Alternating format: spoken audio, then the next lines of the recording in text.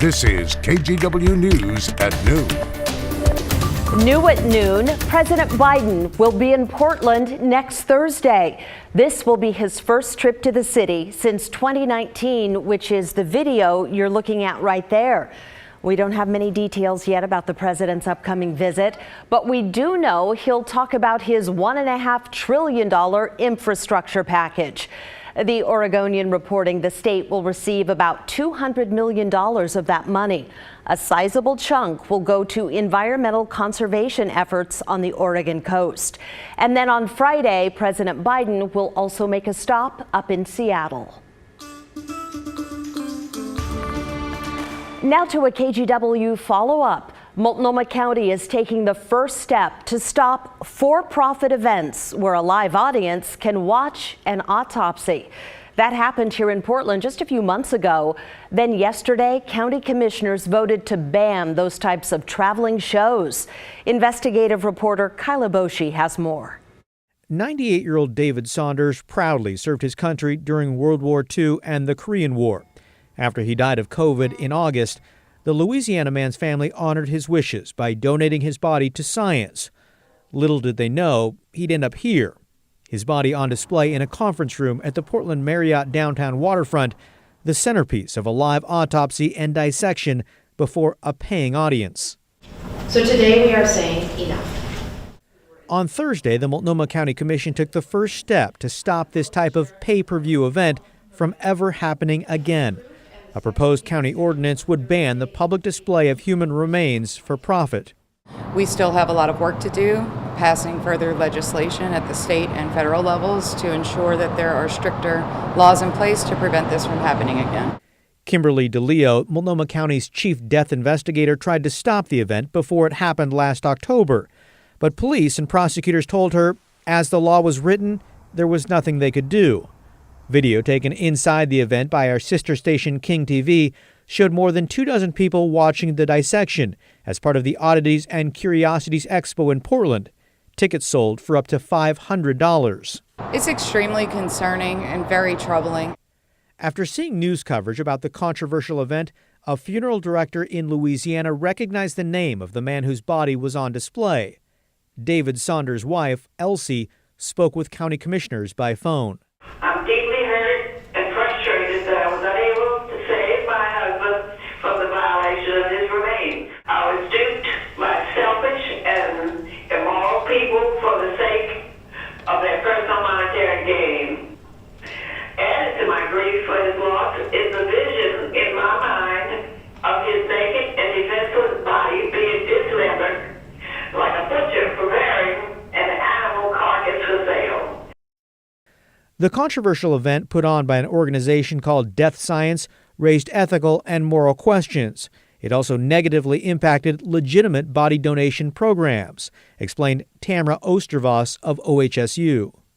It's incredibly harmful. Our program, for example, we support over 2,000 learners throughout the state of Oregon, and these sort of disreputable programs impacts their education, and it really impacts healthcare outcomes for future generations.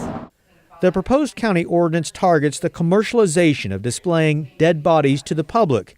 It's meant to be a deterrent to prevent something like this from ever happening again. Kyle Aboshi, KGW News. Now to some of the other headlines that we're tracking this afternoon. Police are investigating a drive-by shooting outside the Vancouver Mall. Officers showed up around 4:45 yesterday when witnesses reported hearing gunshots after seeing a car filled with several men drive past another vehicle in the parking lot. Police found multiple shell casings, but the cars were already gone. As of today, they do not have any suspects. The Vancouver Safe Streets Task Force is investigating. Coast Guard crews from Portland, along with a few other agencies, are looking for a person who fell into the Columbia River. This happened about 8:30 this morning west of Longview near Crims Island. And new data from the Washington State Patrol show a drastic increase in car theft. There were more than 12,000 vehicles stolen in the first 3 months of this year. That's roughly double what we saw during the same period in 2021. If current trends hold, there could be more than 50,000 cars stolen in Washington by the end of the year. And those are some of your Friday headlines. Well, we are on the verge of a big holiday weekend, and we're seeing kind of a mix of sunshine and a few clouds from our Skycam down in Yamhill County.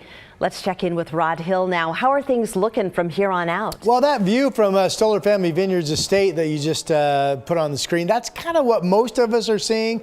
A mix of cumulus clouds and then a dark blue sky. Those cumulus clouds could still pop a scattered shower today, and we'll talk more about that coming up. But what about the weekend? There's a new weather system that migrates through our area tomorrow. Most of it's actually down to our south, but it looks like we could see rain picking up by late morning through the mid-afternoon hours, about 53 degrees. That's kind of more what we've been seeing lately, right? But then that clears. It'll be in the mid-30s to maybe freezing spots Easter morning on Sunday. And the only question on Easter as a forecaster is how much sun do we get or don't get? But it will be dry. And if we get enough sun, we could see highs get up to about 60 degrees, which is what we've had in the forecast for quite some time. All right, scattered showers have been hitting the north coast all day. We're starting to see just a few specks of those cumulus clouds we saw on the Skycam produce some spotty showers, nothing much. There's a little bit of rain out on the east side. There's the way the Reserve Vineyards Golf Club looks up in Aloha. And I love this shot from Lewis River Golf Course up in Woodland because you got golfers on both sets of tees there. You're getting ready to play. If you are going to be out and about this afternoon, around 54 the high. Dry most of the time, but again, there could be that spotty shower chase you for a bit. Brenda? All right, Rod, thank you.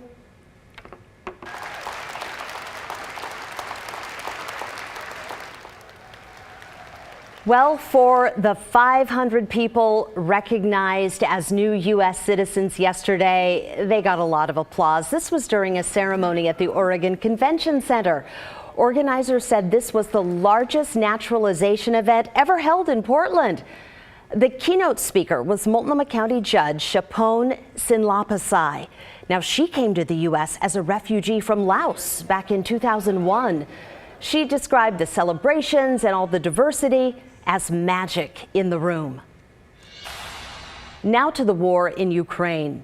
Today, Russia sent a warning to President Biden, demanding he stop shipping weapons to Ukraine or risk, quote, unpredictable consequences. That comes as U.S. officials confirm 2 Ukrainian missiles hit a Russian ship in the Black Sea yesterday. That ship sank, but Russia claimed a fire on board caused the explosion. President Biden's national security advisor is calling this a massive blow for Russia. Here in Portland, a romance novelist accused of murder will be back in court on Monday. Nancy Crampton Brophy is on trial, charged with killing her husband back in 2018. Yesterday, Brophy's stepson, Nathaniel Stillwater, took the stand. He testified about his father, Daniel, and working at Nancy's catering company for 6 years. He said he had a good relationship with her and called her a good grandmother to his daughter. Stillwater also testified about talking to Nancy and his father about their finances and selling their home. Yeah, I mean, I think the year prior to his murder was when the idea that they were interested in selling the house was initially presented. I think, my grandparents and I were all a little surprised by that. I got the sense that nobody really knew what the next move was. The Brophy trial is expected to last a couple more weeks. We're always kind of watching over them and admiring them whenever we can see them. In 2 minutes, we're visiting hundreds of wildfires on top of Table Rock.